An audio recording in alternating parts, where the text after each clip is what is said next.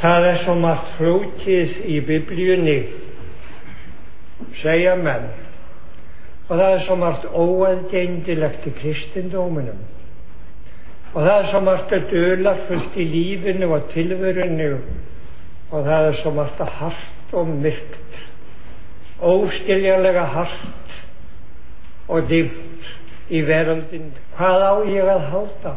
Hverju á ég að trúa? Og hverju skiptir það hvort að ég held þetta eða annað? Hvort ég trúi einu eða neinu? Hverju breytir það?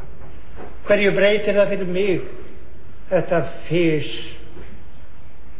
á fjörusandi, fæddan í gær, dauðan og morgun.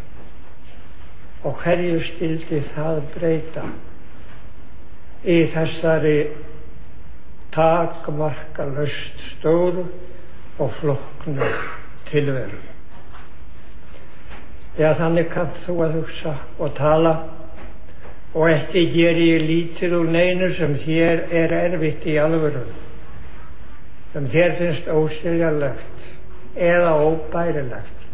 Það langt frá því ég skildi vel, en ég veit hitt að það eins auðvelt fyrir þig eins og mig að flýja inn í myrkvið óteljandi spurningar til þess að komast hjá því að stöðvast og nema staðar framið fyrir því eina sem skiptir máli, að sjá sjálfan sig í ljósi Guðs vilja.